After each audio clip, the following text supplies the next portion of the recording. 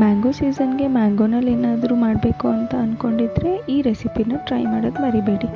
ಬನ್ನಿ ಮ್ಯಾಂಗೋ ಕೇಸರಿಬಾತ್ ಮಾಡೋಣ.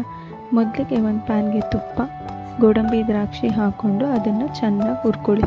ಅದನ್ನು ಹುರ್ಕೊಂಡು ಸೈಡ್ಗೆ ಎತ್ತಿಟ್ಕೊಳ್ಳಿ. ನಂತರ ಅದೇ ಕಾದಿರೋ ತುಪ್ಪಕ್ಕೆ ರವೆನ ಹಾಕ್ಕೊಂಡು ಚೆನ್ನಾಗಿ ಅದನ್ನು ಹುರ್ಕೊಳ್ಳಿ. ನಂತರ ಹುರ್ಕೊಂಡಿರೋ ರವೆಗೆ ನೀರು ಹಾಕ್ಕೊಳ್ಳಿ. ನೀರು ಹಾಕ್ಕೊಂಡು ಚೆನ್ನಾಗಿ ಮಿಕ್ಸ್ ಮಾಡಿ. ಮಿಕ್ಸ್ ಮಾಡಿದ್ಮೇಲೆ ಅದಕ್ಕೆ ಸಕ್ಕರೆ, ಸಣ್ಣದಾಗಿ ಕಟ್ ಮಾಡ್ಕೊಂಡು ಇಟ್ಕೊಂಡಿರೋ ಮಾವಿನ ಹಣ್ಣು ಅದನ್ನು ಹಾಕಿ ಸ್ವಲ್ಪ ಹೊತ್ತು ಚೆನ್ನಾಗಿ ಮಿಕ್ಸ್ ಮಾಡ್ಕೊಳ್ಳಿ.